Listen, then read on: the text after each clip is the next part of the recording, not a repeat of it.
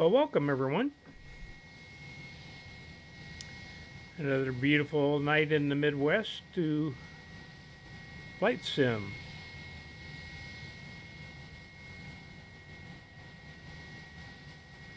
I got this really cool mouse. I'm going to show it to you here.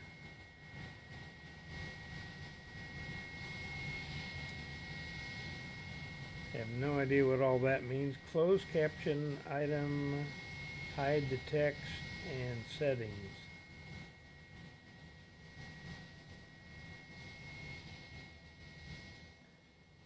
Steam closed captioner.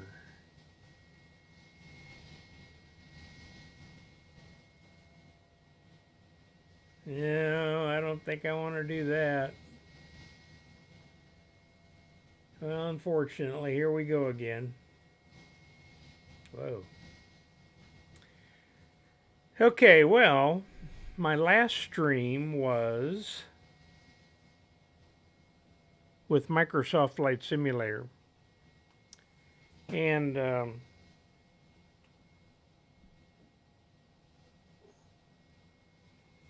dropped my wrist bean bag. Oh, so I'm going to show you this mouse first. This is a Logitech 604. It's got all these buttons on the side. It's got 15 different buttons. And the really cool thing is you can control more than one computer with it. So I've got it controlling my Dell Alienware, and get over here in the middle. And I can also control my iMac off to the side. I'm using my iMac to watch my stream just so that I can make sure that it's okay. Well, let's see. I ran into a little problem when I started my setup tonight. And the problem was I had that nice cool thing across the top called Fly Alive. And it showed the ground speed and altitude and the progress bar. And it was pretty cool. But when I tried to turn it on this time, after using Microsoft Flight Simulator, I couldn't get it to display correctly after 20 minutes of trying. So, because we are at broadcast time, if you can't make the toy work, forget it. Okay. Well, I had done some of my preliminary planning for the flight tonight. And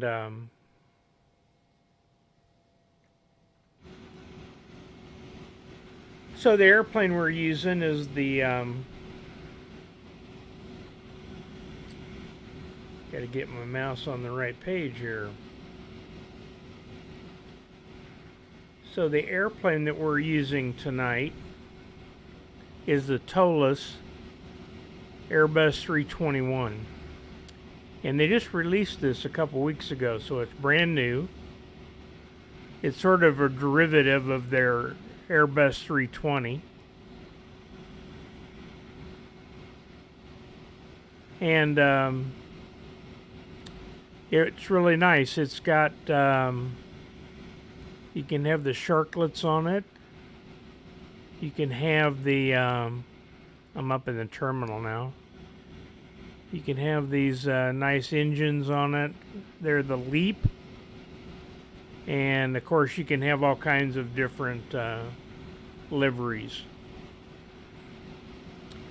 Also, what I'm using is JAR Designs Copilot. So let's look over and meet Linda. There she is. And she does a fantastic job, let me tell you. I don't know what I would do without her. Uh-oh, where'd all my miscellaneous go?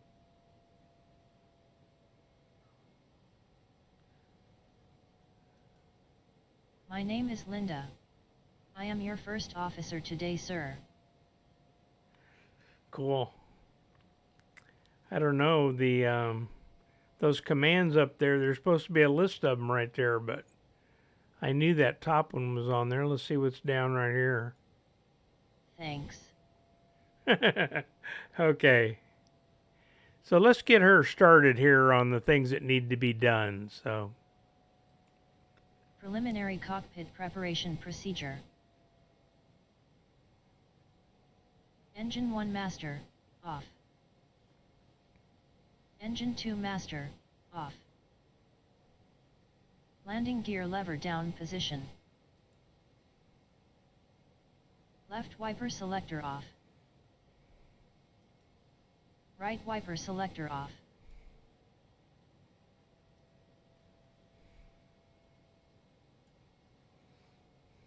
Battery 1, auto. Battery 2, auto. External power, on.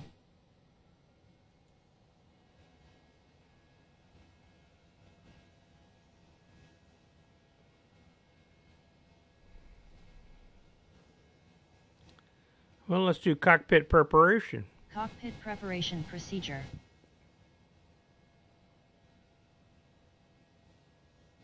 Probe window heat, auto.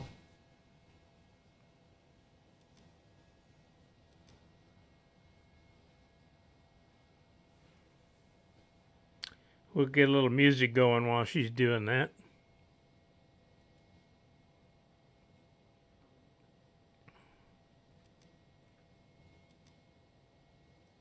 Battery charge checked.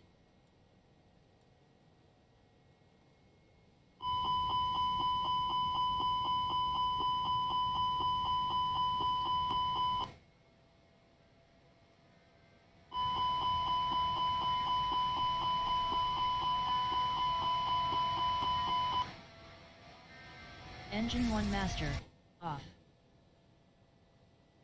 Engine 2 master, off. Flaps retracted. Speed brake retracted and disarmed.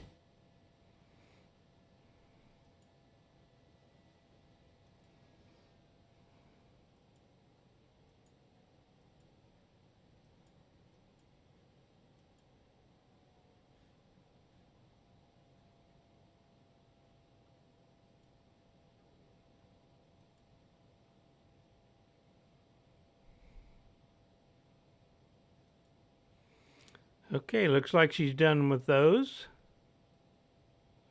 And the next one is the engine start, so we don't want her doing that.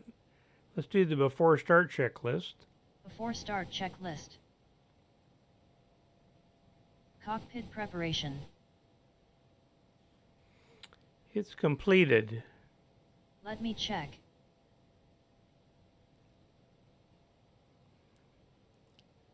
FMGS preparation is no completed. She is right. Cockpit preparation is not completed. I guess we better get to work here, huh?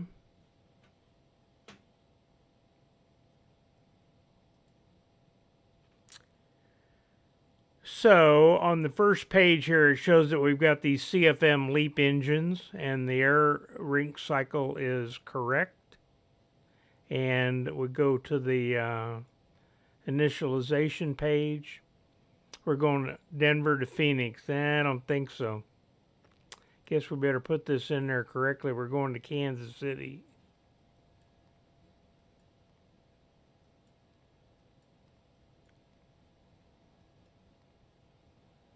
And our flight number is correct, Frontier 577. And let's see, odd, we're going to go over there at flight level 310. So let's put that in there. And there's nothing. Oh, these are saved flight plans, so I don't have one for Kansas City. But let's pull down the information for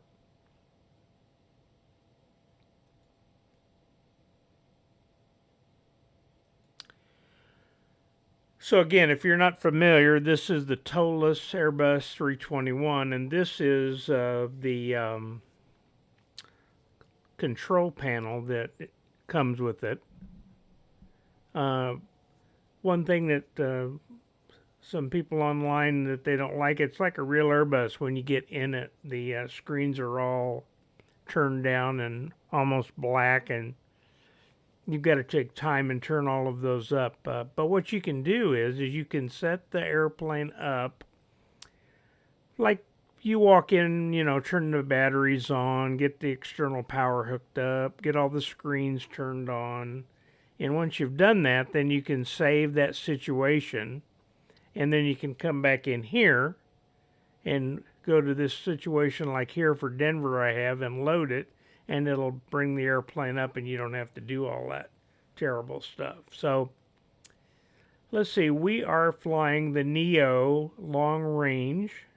And this sets up the automatic number of doors and Imperial units. Let's say yes to Imperial units. I'm getting tired of using kilograms. And we can save that configuration. Then let's go to the load information. This is pretty cool. This diagram over here for the CG and the gross weight, it shows where you're at for takeoff and where you're at for landing. So this red box is the landing box, and the blue box is the for gross weight. And I'm not sure what the outer box is. It could be for the long range, but there's some information here. As you see, it says the black area is the takeoff CG limit. The blue is the forward CG limit and the current CG, and the red is the landing limits and zero fuel weight CG. And over here you can put in more people, and if you do that, it, as you see, it took us right out of the envelope. So now we're over gross weight, and down here it shows that we're over zero fuel weight. So let's go back down here. And so for this flight, we've got 112 people. They're distributed. It doesn't show that, but I guess. And it's got 6,250 pounds of cargo in the front, 7,900 in the back. And it shows you what the zero fuel weight is. Now that's a nice number because remember you have to put that in the FMS. So let's write that down. And then we'll be able to take that over and put it in. So it's 148.1, and the CG is 27.4. And the block fuel, I believe, is only about 9,000. Remember, this is a long-range airplane, so you don't need a... Matter of fact, let's go down and we will look at... I guess it's not on that page. Must be on my other Explorer. Now you can't see this. This is over on the other screen. But it's showing that our block fuel is 9506. Now what I'm using is I'm using SimBrief. And I'm using Navigraph for the charts. So, and I've got a new little program that I found or saw, and it is called, stand by while I look here a minute.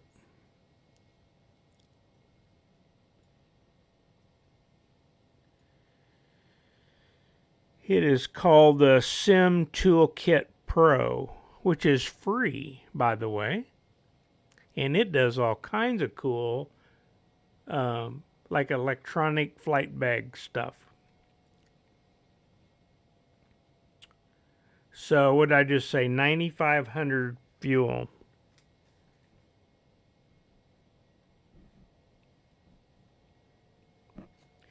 We're only going over to Kansas City, and this is a long-range airplane, so 9,400, 9,500. Let's see, what do we got? Let's see how close we can get that. 9,800. And you can do a little quick refuel, and it's on the plane. Let's see. Well, let's see what else information we got there. Oh, we got to set the departure runway first before it'll give us our V speeds. So right now we've got quick service, we've got external power, and you could have high pressure air or low pressure air. High pressure air would be starting the engines without the APU, and low pressure air would be running the air conditioning without having anything on. It does a little funny pushback. We may try it, and you can take care of all your doors. Now it has fault scenarios, but I can have enough problems on my own without adding them. And it's got a sound generator, your joystick information, and general settings.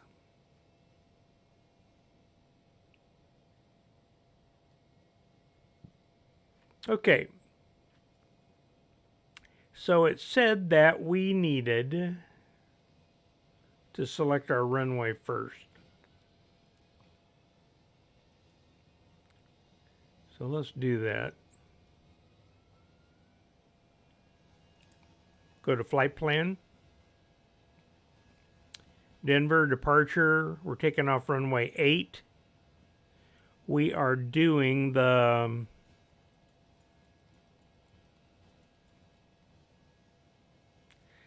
I believe we're doing the Planes 1 departure. Stand by while I check my release and make sure that that is correct. Yes, it is.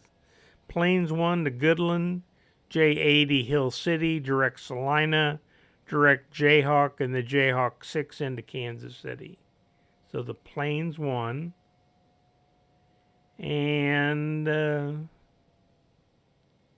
let's see if there's any transitions here. Oh, there is. There is Goodland right there.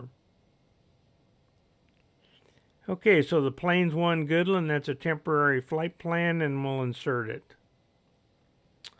We can go down here to Kansas City. Pick the arrival. We're going to shoot the ILS runway 1 left. And we're going to do the Jayhawk 6. And there's no VIA. But we are going to come over Emporia. Temporary flight plan. Insert.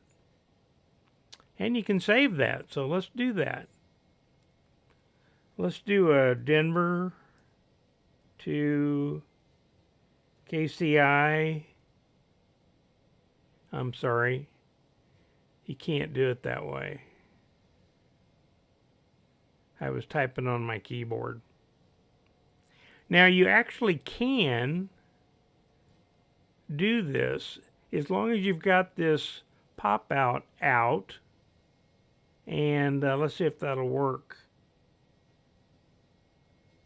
No. Anyway, some of the entries you can type on your keyboard and not on this thing, which drives you nuts. So Denver to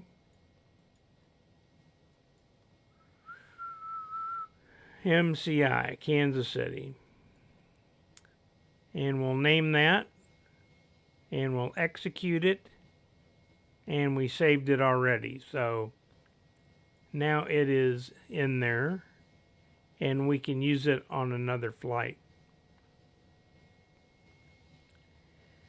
Let's see. We're going to go up flight level 310, I said.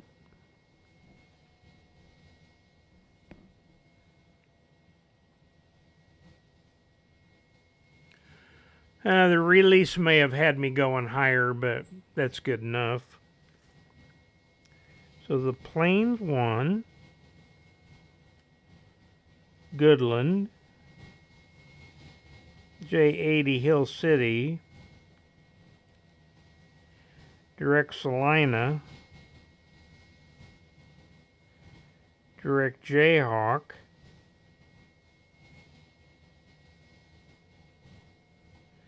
and the Jayhawk 6. Okay, so there's our flight level 310. The optimum altitude would be flight level 372, and the maximum altitude for the airplane is flight level 390. Let's go to our perf page. Now on here you can click on those buttons. Nope, you can't. Let's go back. So let's go to the plugin and go down to ToLiss and open that screen again.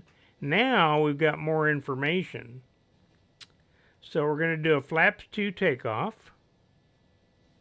And we have the active flight plan. We're not going to use TOGA because we're going to flex. And there are our speeds right there. So now another nice thing about this ToLiss aircraft is you can use both the FMSs. So you can go over to this page on the FO side and type in these numbers. So let's put V1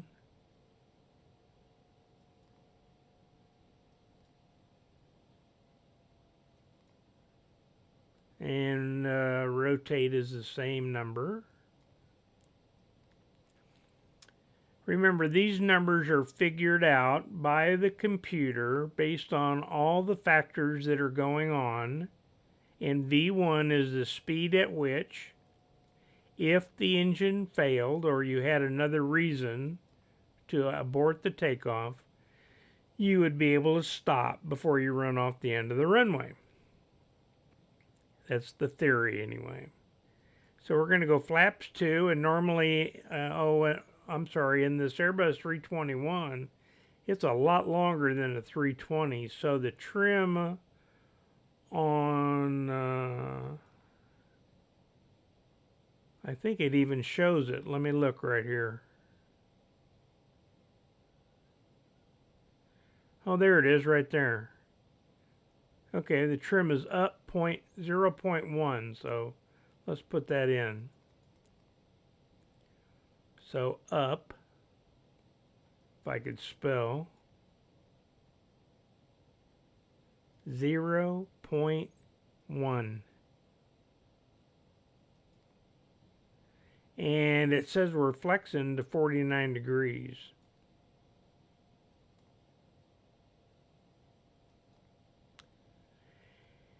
And then let's go to the next phase. That's the climb and the managed, the cruise and the managed. So it's going to be about 0.78 Mach, and then the descent. And then,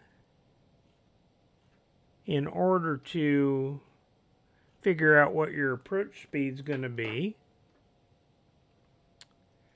let me go back over here and get that information.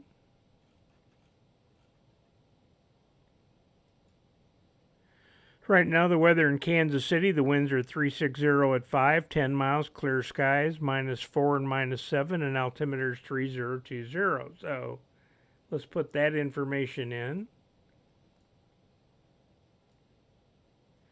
Remember, this information is put in, the airplane figures out what its approach speed should be for the conditions. And let's see how you do if you can do -4 for the temperature.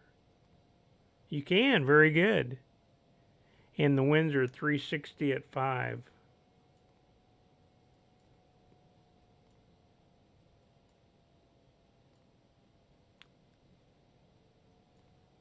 All right. And let's see. Let's put the radio altimeter of 100 feet in. That's about a Cat 2 minimum. And we're going to do a full flap landing. So here are our speeds. 149 is the approach speed, and 148 is across the threshold.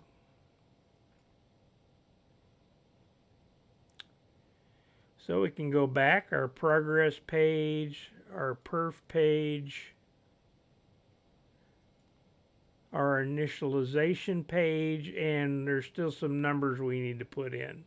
So we need to put in that 0 fuel weight and CG. So it was 147.7. It doesn't look like it's going to take that, but let's try it.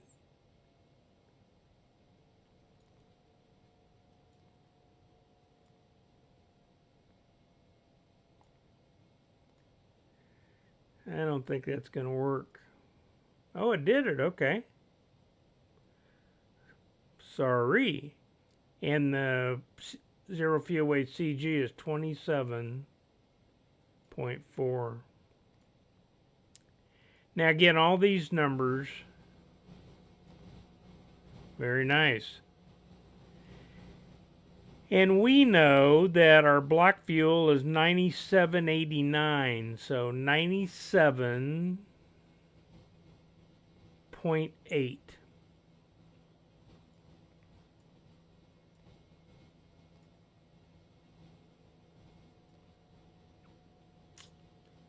So it didn't like that. It must be 9.8.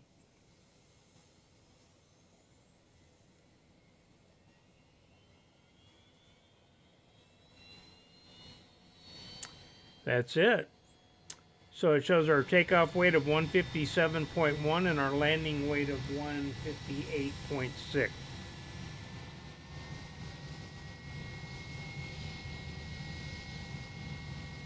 All right. So now we have all the initialization done. The data, we're fine with that. The flight plan, we're going to check it in a second.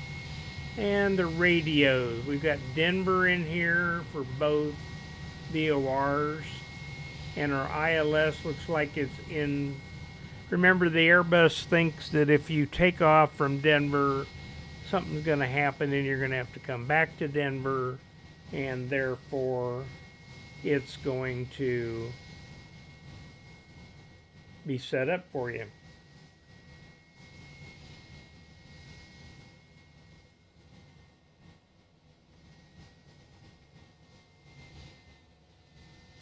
There it is.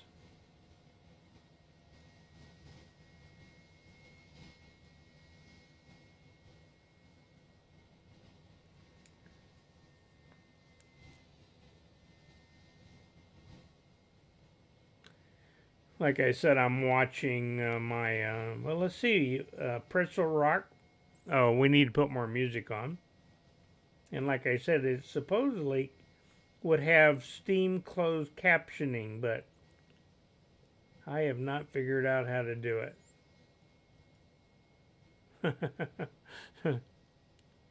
There are just too many toys around here, you know? Okay.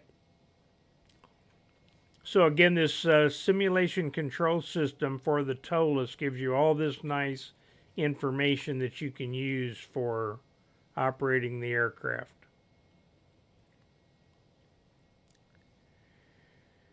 So like I said, the frequency in here for this ILS is more than likely for back into here. And the fuel requirement,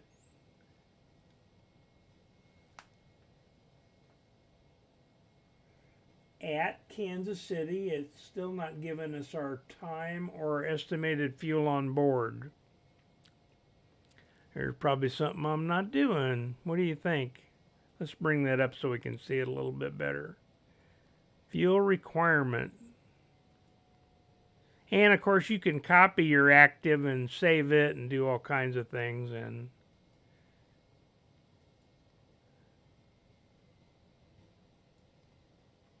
so now that we've got that done, let's go up and see where we are in doing our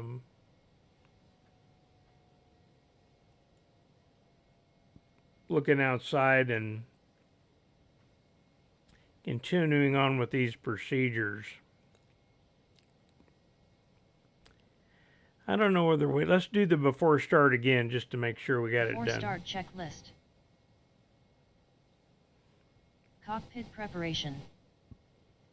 Complete. Let me check.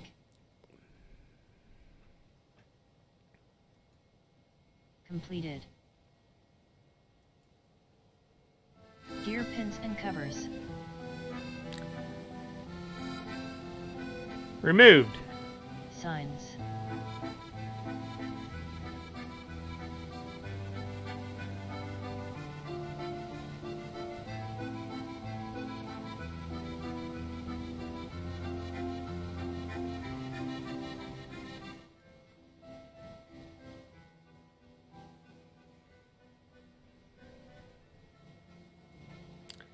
Is she done?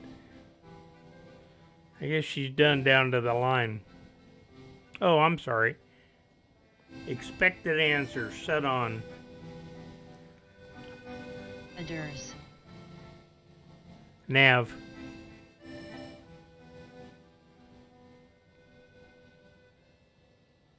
Fuel. Fuel quantity is 9.8. Takeoff data. Is set. Set. Barrow. The barrow. Well, normally we would listen to the ATIS and then we would get it, but let me look at my, the barrow was 2998, so let's set that. 2998.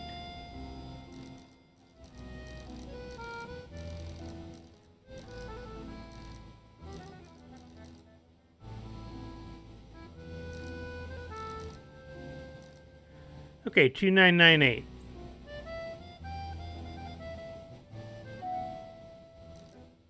QNH 2992. Before start checklist down to the line completed. Well, it ain't 2992, honey. So remember, when you set your altimeters up here, all of them should get set, and your field elevation ought to be right in here. So you always check that to make sure that your altimeters are correct.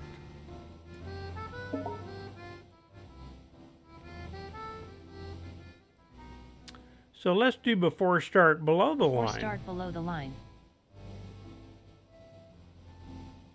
Windows and doors. They're closed. Well, hopefully. Closed. She's gonna look at the page. There she goes. Beacon. It's set on. I just set on. Thrust levers. Idle. Parking brake. Well, hopefully it's on. Says it's on. And then you can also look down here and make sure it's on. Okay. On. On. Transponder. Auto. Before start checklist below the line completed. Okay, now she put the transponder on auto. But these days, they want your transponder on.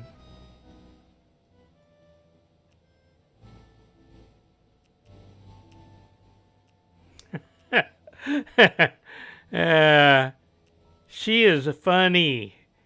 So I went over there and turned it on, right? And she said it was going to be on auto. And what auto means is that it will come on when you take off. And it's funny because I put it on and she shut it. She turned it back to armed. And now she's got her arm in the way, so I can't set anything else. It's so funny. Okay. Now the ToLiss airplane, contrary to the the Microsoft. My problem with Microsoft Flight Simulator is that the aircraft are not accurate enough. I would like to see more. And one of the things in the Airbus are these pages. And in the ToLiss, they've got them really good. So there's the engine, there is the bleeds, and it shows them accurately. The pressurization, you can see it shows that we're at 5,330 feet because that's the field elevation. So the cabin's already at that altitude. That didn't work in the Microsoft.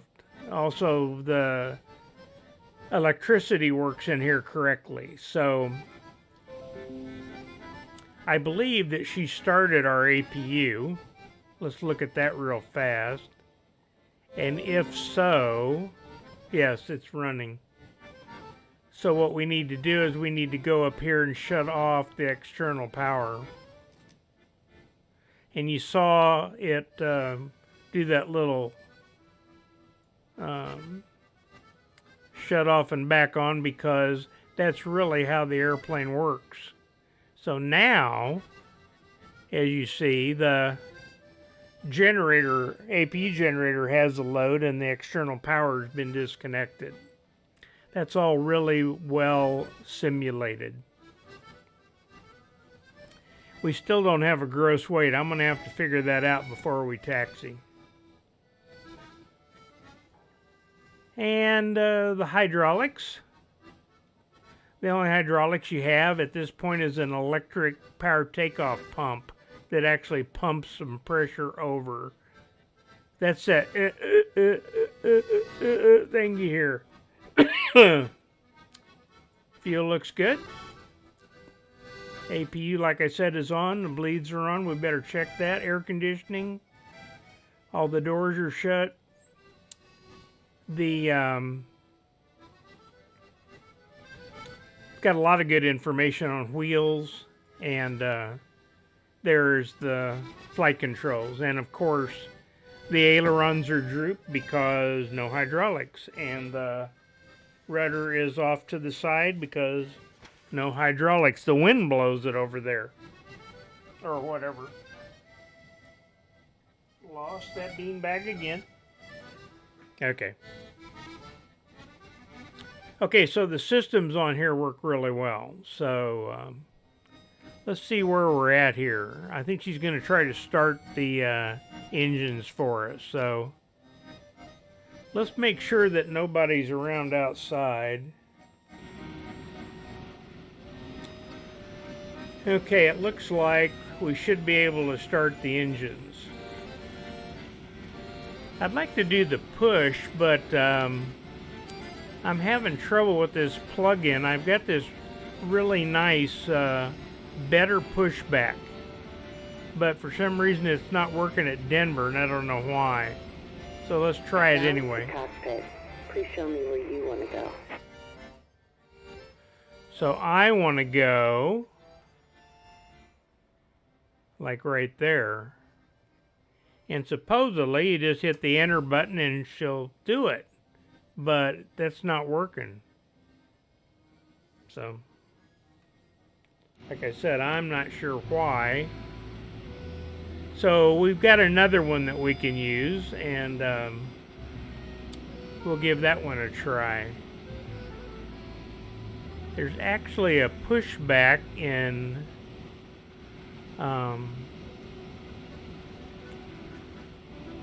Flight Simulator, so let's see if we can get that guy to work for us. Okay, service trucks coming.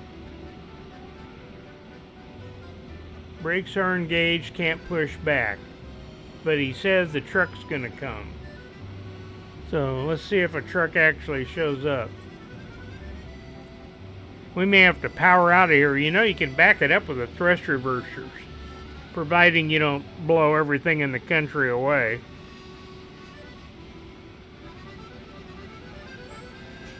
When I was an air traffic controller in Kansas City one night, a Braniff 727 came in and he went into the cargo ramp. And there was no way that he could turn around. And I said that Well, I've seen people back out of there.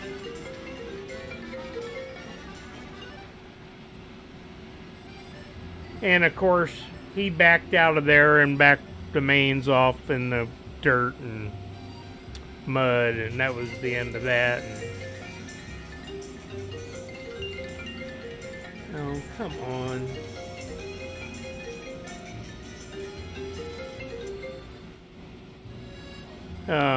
My daughter's trying to call me.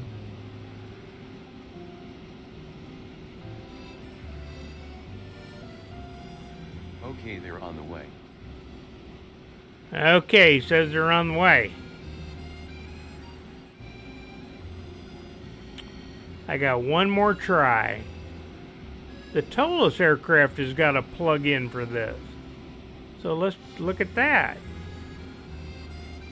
Ground service. How far do you want to get pushed? Well, last time I did this,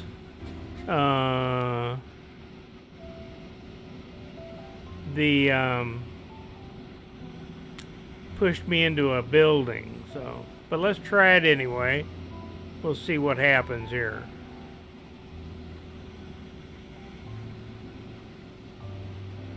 We need to have Linda take that park and brake off. Park brake release.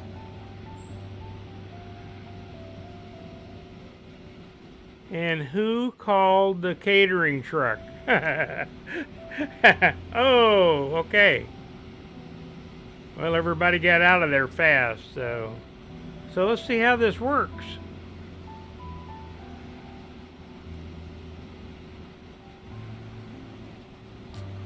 Like I said, the last time I did this, he pushed me into that building over there. So, hey, oh, looks like he's going to do it correctly.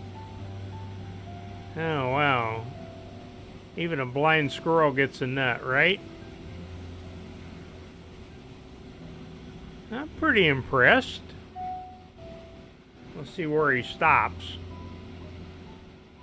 Uh-oh. Where are we going?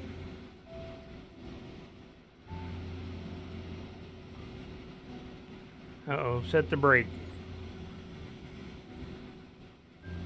I'll watch him. Park brake set. Okay. Well, that wasn't too bad of a push. Park brake release. No. Park brake set. So let's let her start the engines. Engine start procedure. She's pretty good at this. Starting engine 2.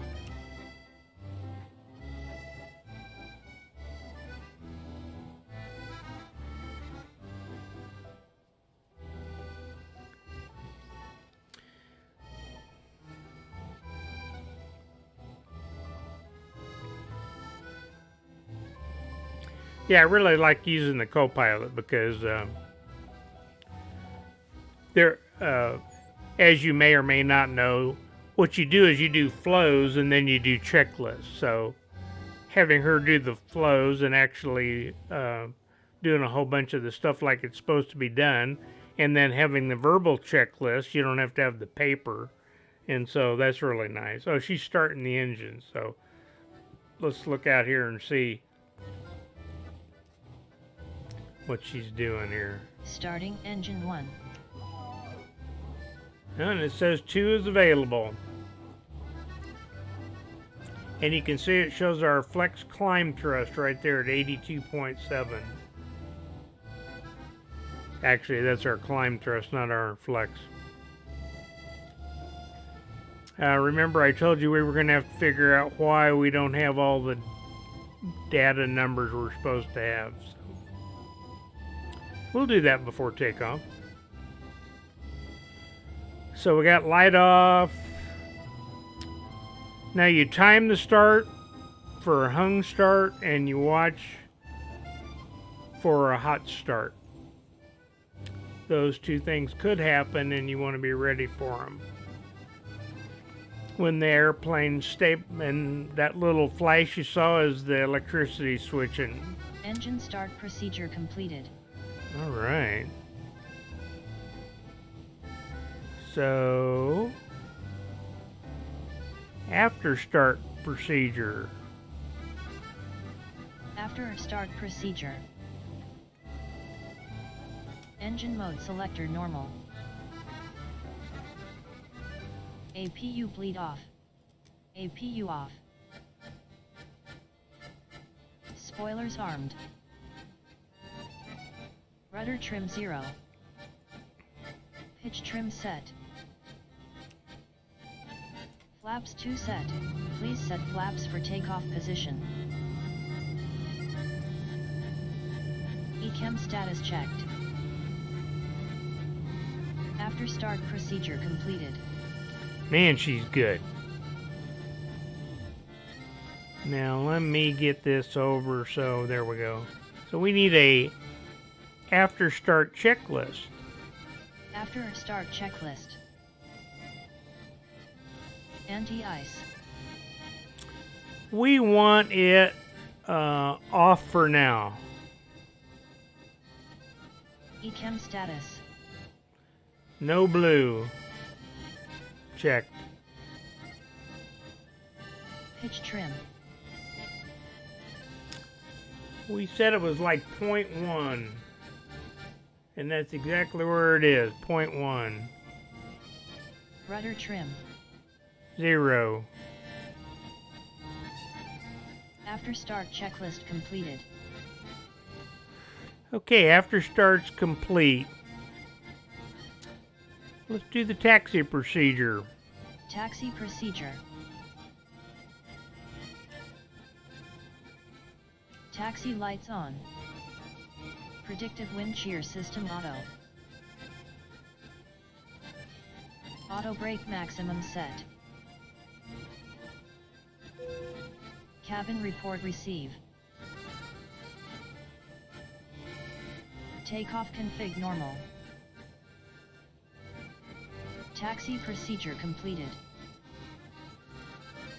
Okay, so we call ground control and they're going to say taxi to runway 8. Uh-oh.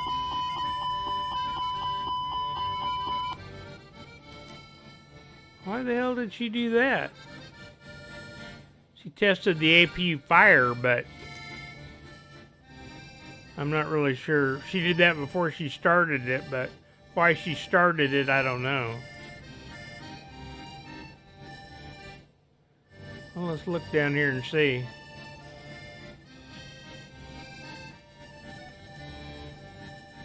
Maybe she knows something I don't know. APU start on. Maybe I made some response to her checklist that she thinks we're taking off with the bleeds off, and she's gonna power the pressurization and the air conditioning with the APU bleed. That's what you do, so maybe I made the wrong response. Okay, well, we need to get our chart up here, so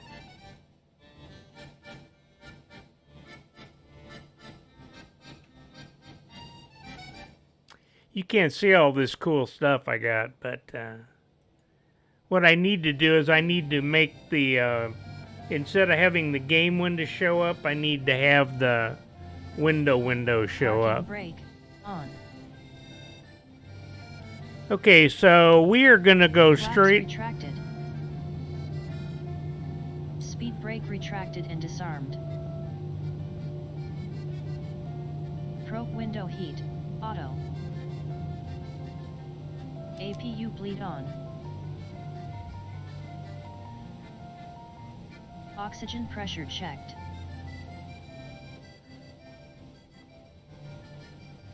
Hydraulic quantity checked. She's good. Engine oil quantity checked. Preliminary cockpit preparation completed. Oh, that's what happened. Okay. I hit the wrong button. Well, hopefully that won't mess us up. So we do need to do one more procedure, and that is we need to do the flight controls. So let's do Flight that. control check. Move side stick. Move it full up. Full up. Full down. Full down. I love how this does Neutral. Full left. Remember, you're making sure Full all right. those little green triangles go to the right direction. Neutral. Rudder now. Full left. Full right. Neutral. Flight control check completed. Okay. So let's see what else let's go do the taxi procedure again. Just because I messed that up, so. Taxi procedure. Cabin report receive. Takeoff config normal. Taxi procedure completed. Okay, well, by screwing that up, we'll go ahead and set the stuff where it's supposed to be.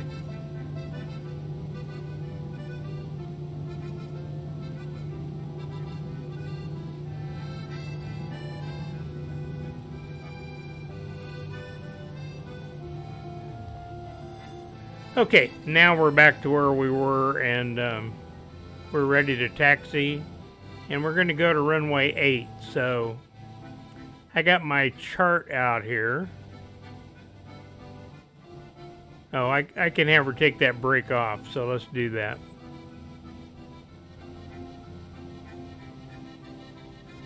Park brake release.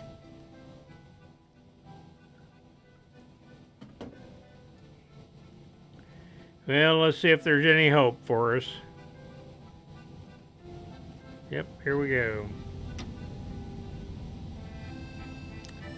So I got my chart over here. Like I said, I need to make this so you guys can see it also. I'll work on that. Now, another cool program that I have is this where you can look at the camera. I really like this view from up on top of the tail. So we'll do that as we taxi out. You can kind of watch where we go.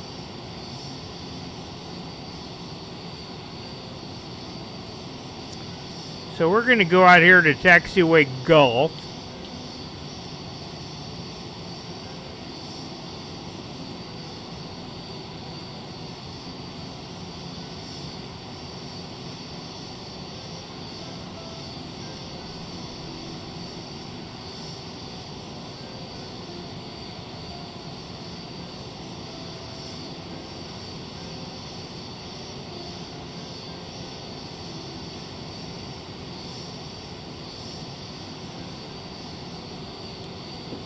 So we can also look around all over the place. So we want to go out here to Gulf, which is the second intersection.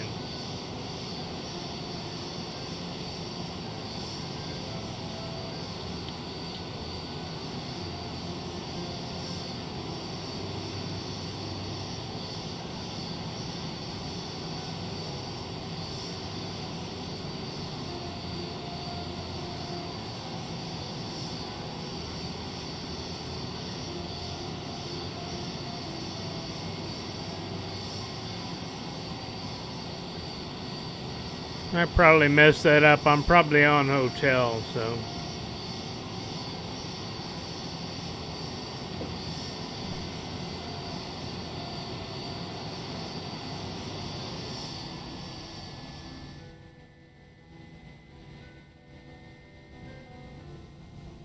We'll look at a sign as we go by. Maybe we can read it.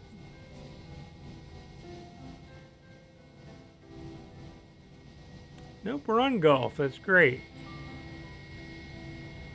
Uh-oh. We have a problem, Houston.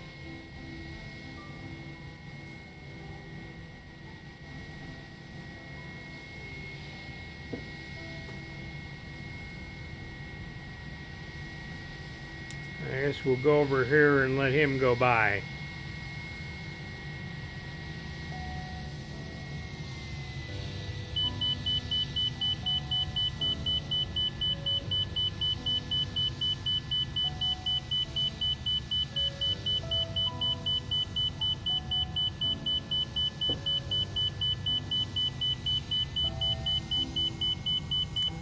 Is that beeping coming over there? Now I've also another thing that I've got on that caused that airplane is it's another little program. It's called X Life, and what it does is it puts traffic on your. Only problem is that it causes you to run over people.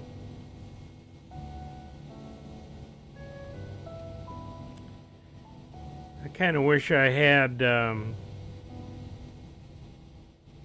geosynchro charts where I could see myself taxiing. It's a little bit hard to read these. We'll see if we can read what this one says.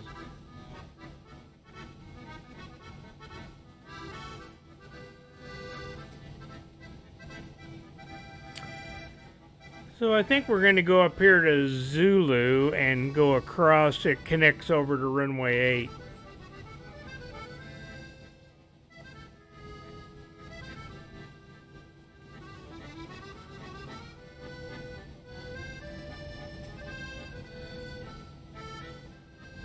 So you have to tell me if you like that French music I'm listening to.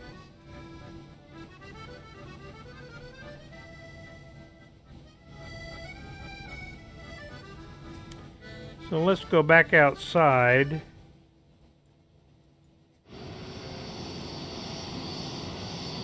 can kind of see where we're going here.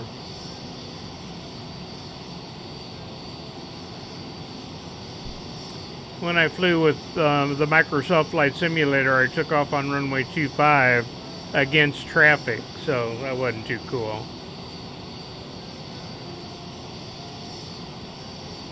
Somebody wasn't impressed.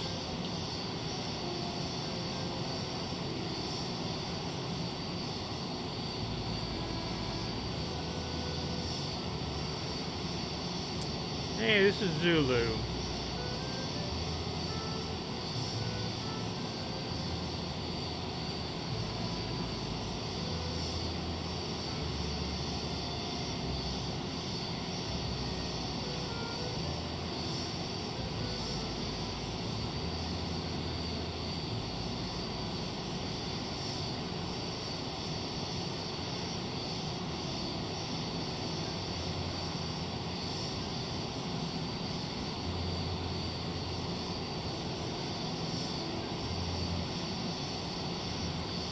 So the airport of Denver is a huge airport, so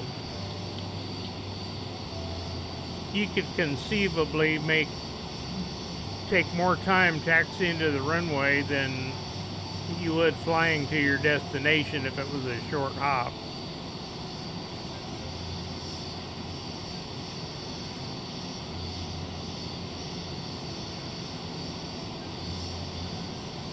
I'm not sure what these buildings are over here.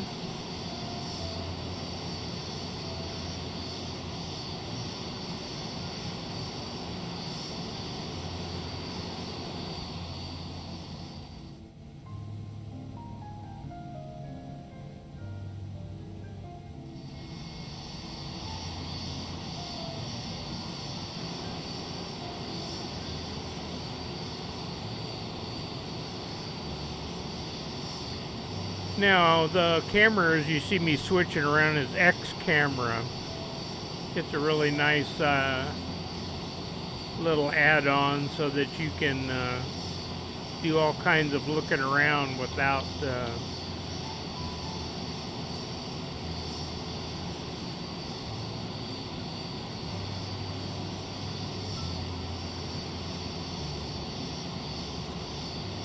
Okay, so at the end of Zulu, we cross 2 taxiways.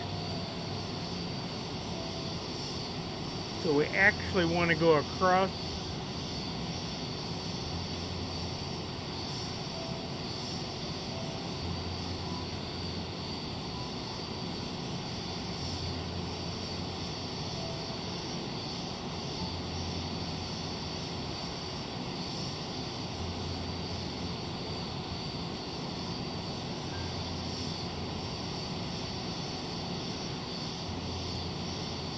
So we want to go across and take that next taxiway, not this one, but the next one.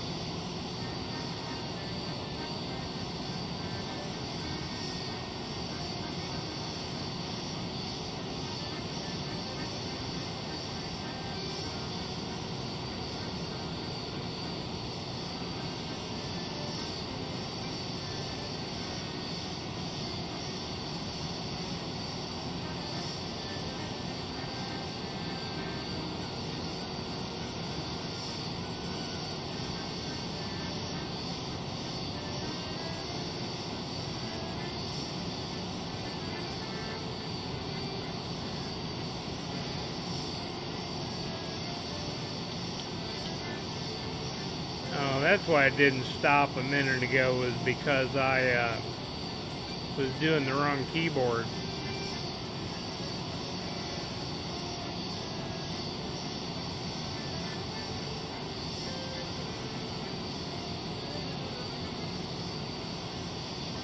Again, this simulation by ToLiss is really an outstanding machine.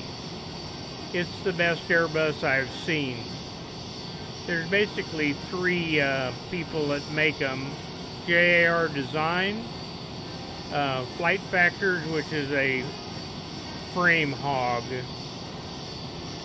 and this ToLiss, which is the best of the bunch.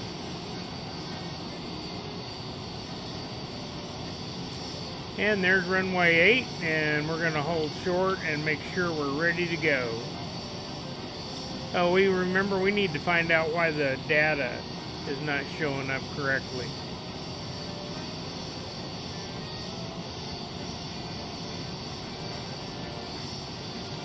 Okay, that's close enough. Let's go back inside. Look at that FMC and figure out why it is not right.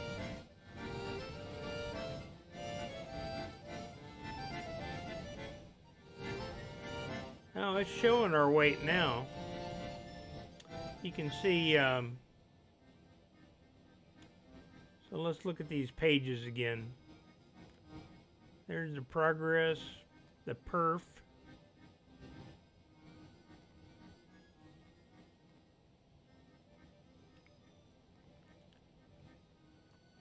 Well, it's showing the speeds now. So flaps are 149, the slats at 200, and clean at 214.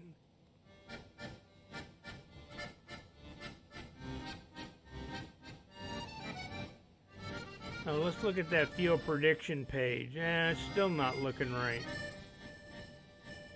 Unless it's not going to show us the time until we get airborne.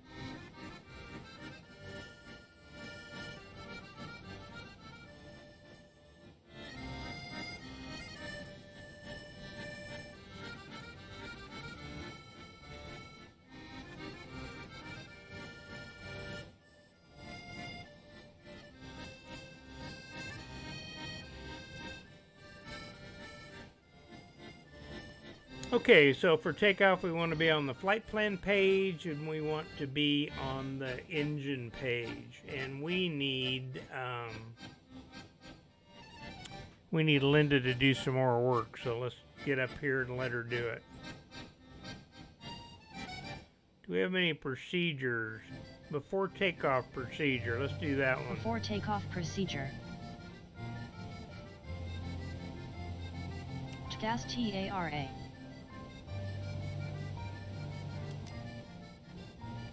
Strobe lights auto.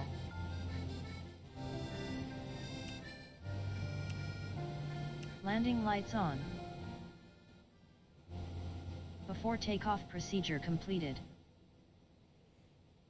Okay, let's make sure that, see, the flaps aren't at the right setting, so let's set those. There's our flex temperature, 49 degrees. The power will be at 86.5. So let's go down there and set those flaps to I think I messed it up with my joystick. There they are. So the chart will tell us fly runway heading and climb to, I think I put 13,000 in there. And cleared for takeoff.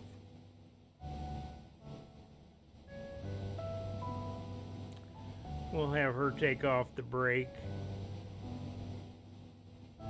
Park brake set.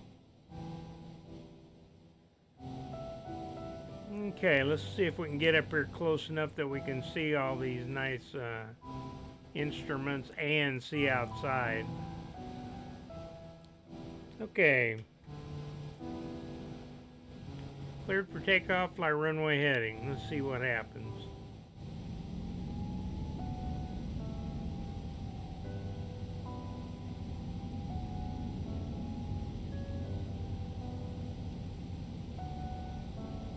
Let's start the chronograph.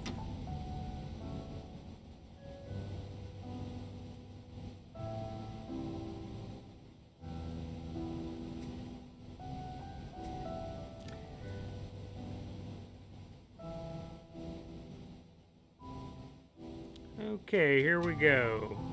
Flex. Flex power set.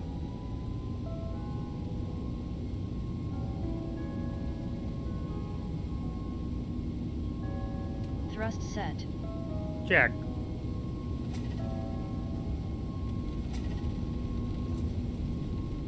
$100 knots. Check.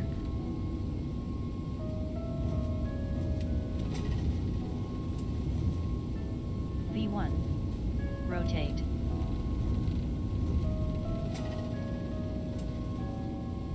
Now this Airbus 321, you got to be careful about dragging the tail. So Positive climb. gear up.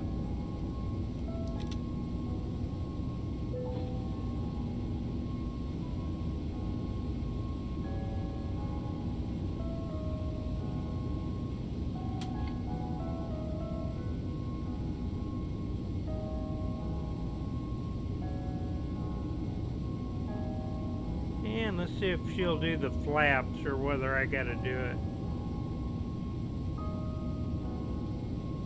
Ground spoilers disarmed.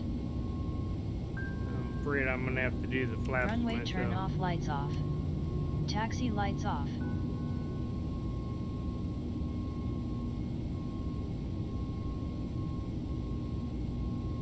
Check thrust levers at climb position. Oops, you're right.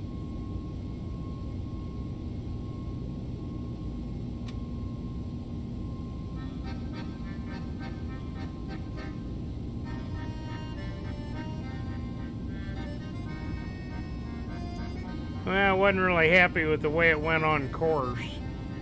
It shouldn't have taken a cut like that.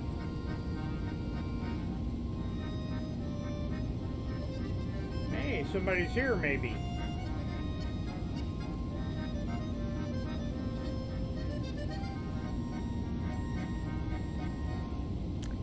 Do we have somebody in the house? Speak up. Type in the chat. So we're going up to 13 and going on course. Like I said, that was not a good intercept of the course. Uh-oh.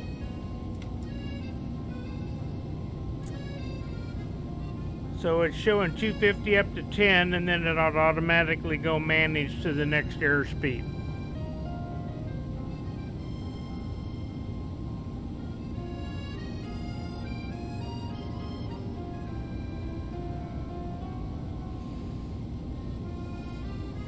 Oh, we can look outside a little bit.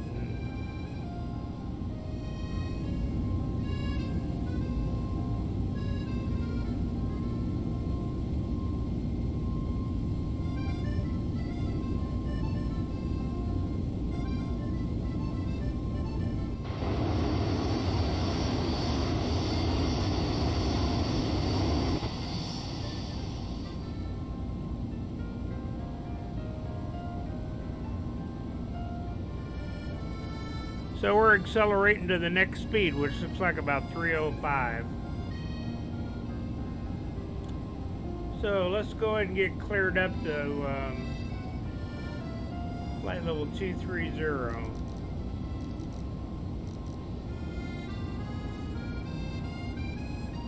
Thrust climb, open climb.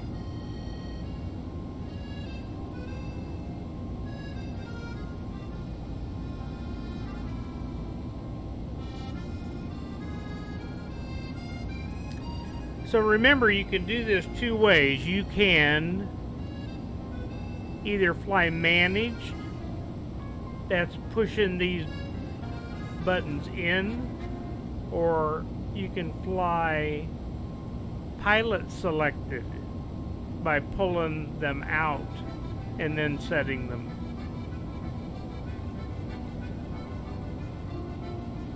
Now let's see if there's some work for her to do here.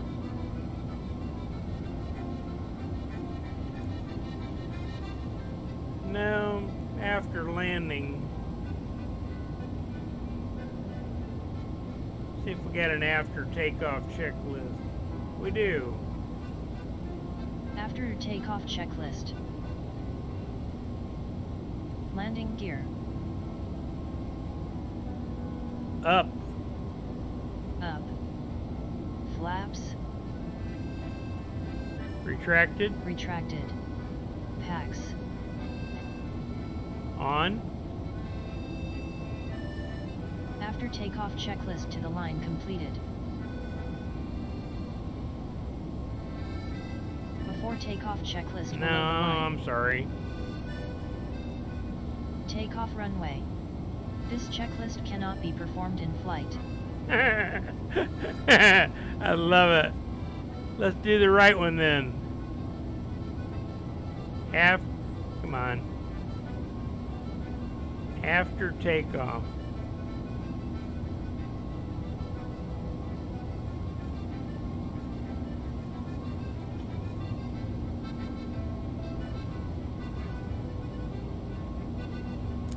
So we're after takeoff below the line. After takeoff below the line checklist. Barrow. The barrows are not, oh, we're through 17,000.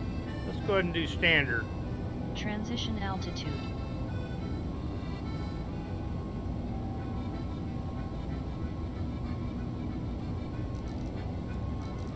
Let's go up to 31.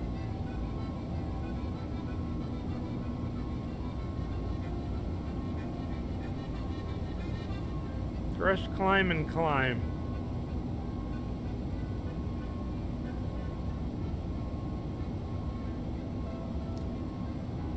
Standard set. Standard set cross-checked. After takeoff checklist below the line completed. Thank you. So the next checklist is the approach check. And the next procedure is after landing. So, okay.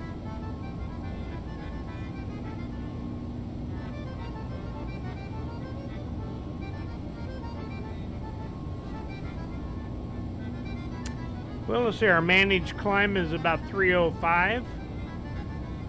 And we're still climbing about 2,500 feet a minute, so that's good. And we're navving.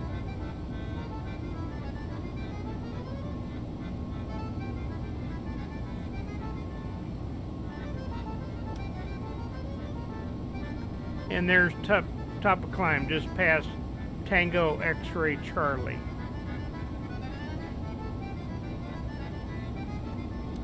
And we've got a 1 knot tailwind, bummer.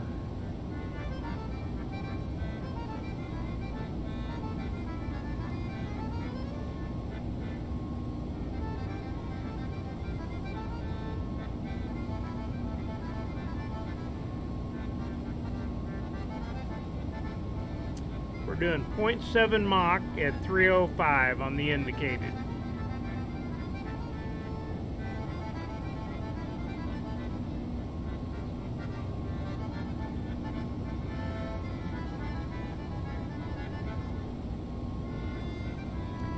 Well, let's look outside or look around some more.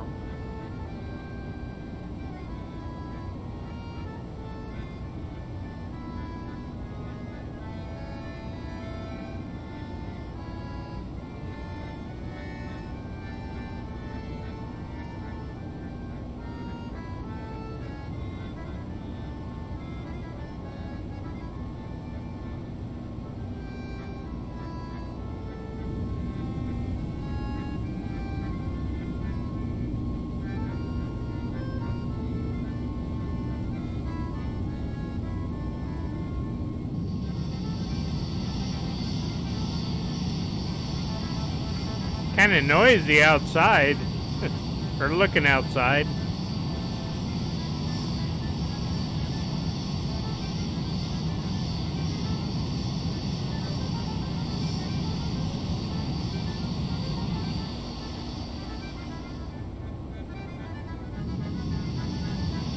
Oh, there's the aisle from the back.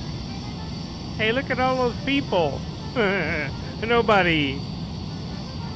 They're smart. They didn't want to go with us.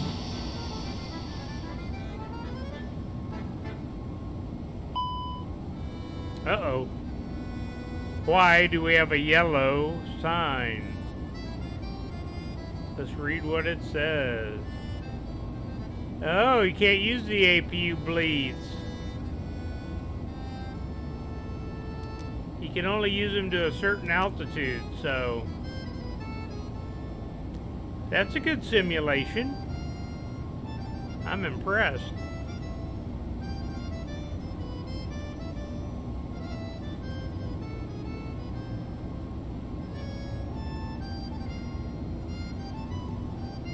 I like this French music. I may have to keep that. French Mood A by somebody and Simone Sata.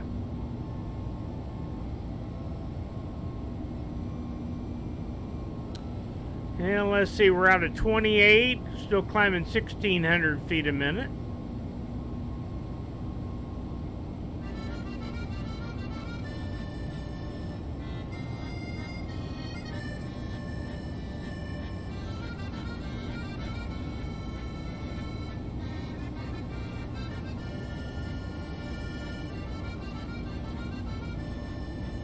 Why does that look like that? Anyway.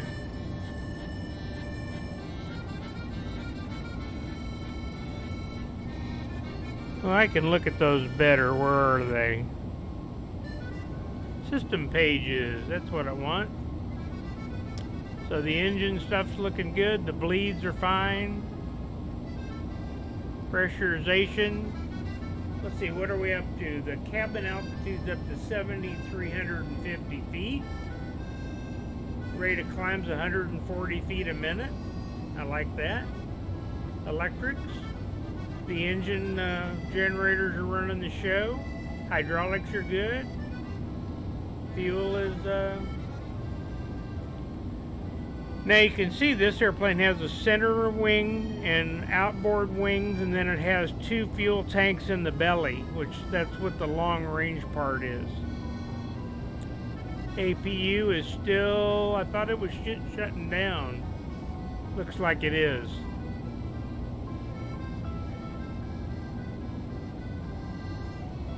So it'll shut down and the flap will close. You know where the flap is? Let's go outside and see if we can see the flap before it closes.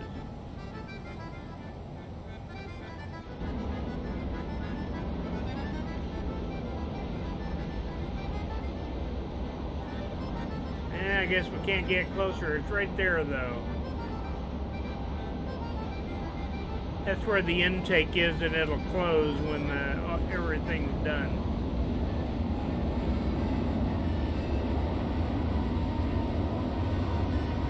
Cockpit preparation completed.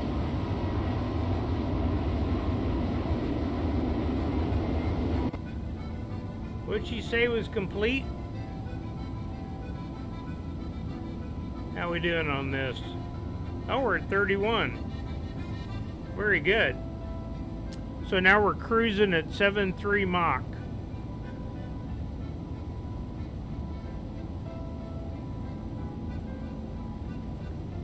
Go back down here and see what our planned cruise was.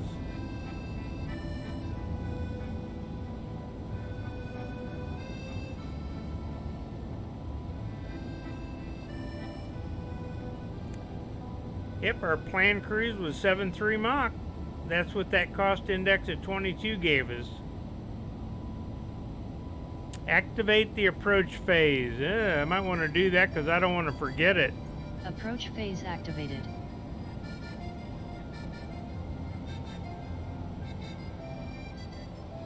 Uh-oh. Seems like it's getting quiet.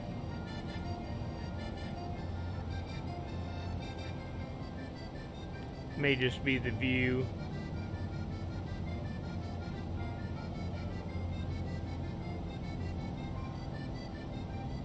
Yeah, I'm not happy with that. Let's get this set right.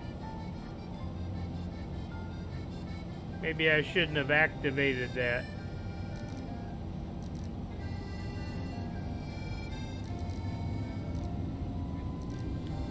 I probably should have waited to activate the approach. So now, do you know where the speed trend vector bug is? That's that little arrow there on the airspeed indicator. It shows that we are accelerating, and it shows how fast we're accelerating.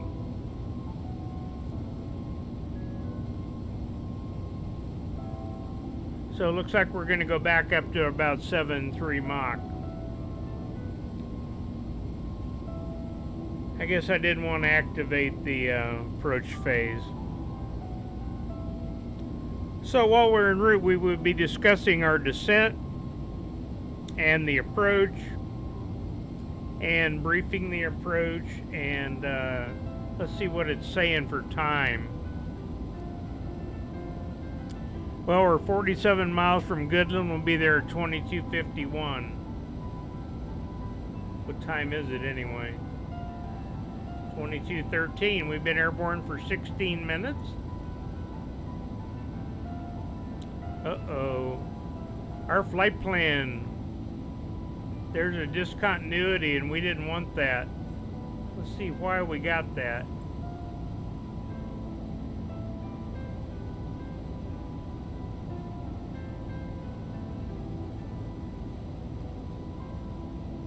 Huh. I didn't notice that when we did our preliminary stuff.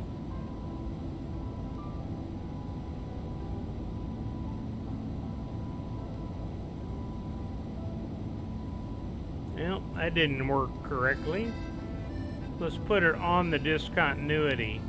Yep, that's it. Okay, now we're going Goodland, direct Emporia, and the Jayhawk arrival. Maybe that's why we didn't have the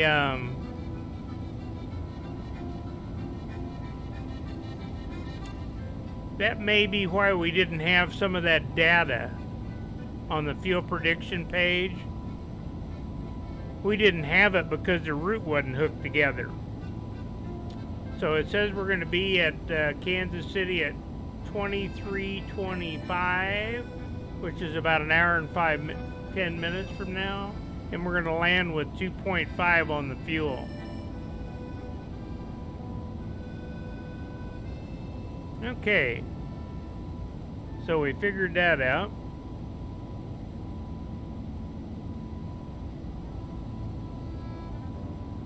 Again, I really like this ToLiss aircraft.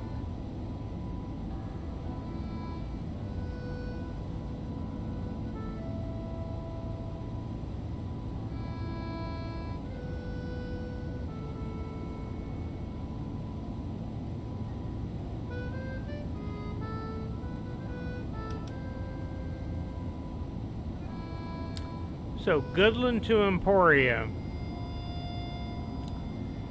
Let's go back over here and look at our star.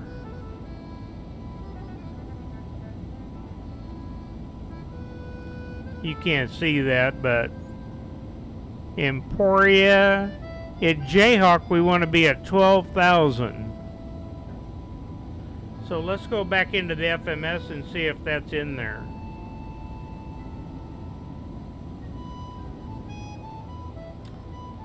We want to see if 12,000 is at Emporia. No, it's not. So we need to put that in there.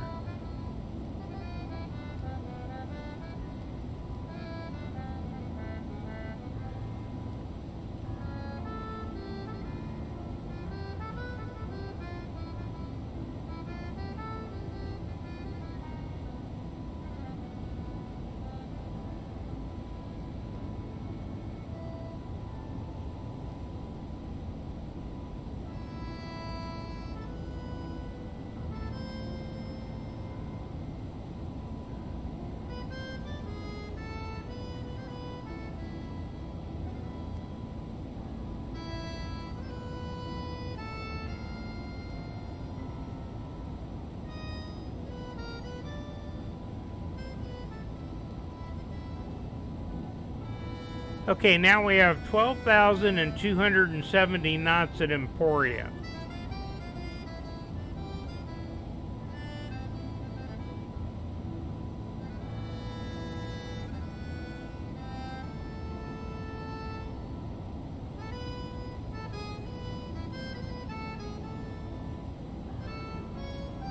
And 060 after who's, okay.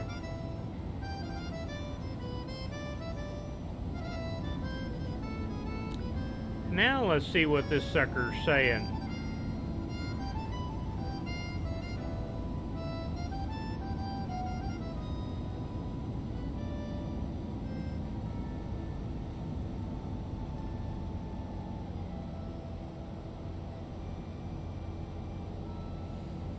Okay, it's getting awful quiet in here again. Now what's happening? Looks like maybe we're going down. Let's put that altitude in there and start our descent.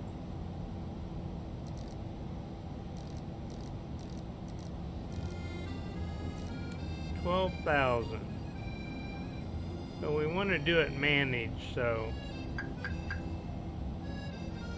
let's see what it does.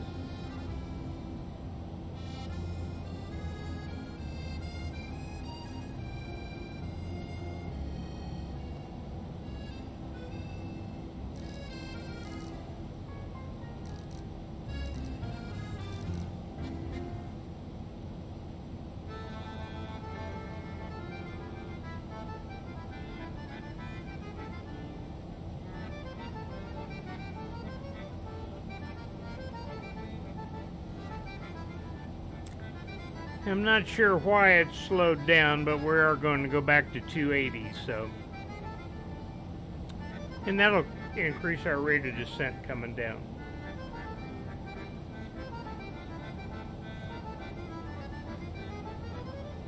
So we want to cross.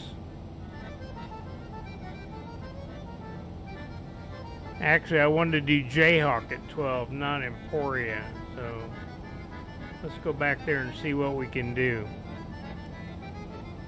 It was actually Jayhawk I wanted at 12.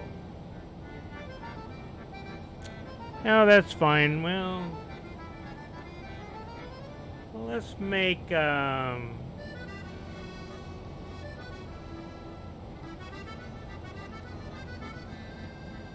let's do 18,000 at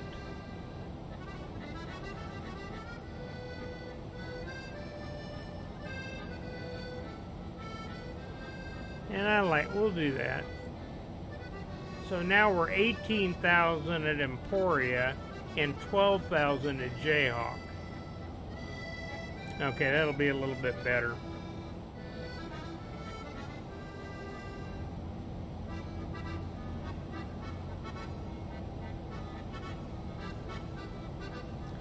Okay, 280 on the speed. We're going down to 18, not 12. So let's go put that in.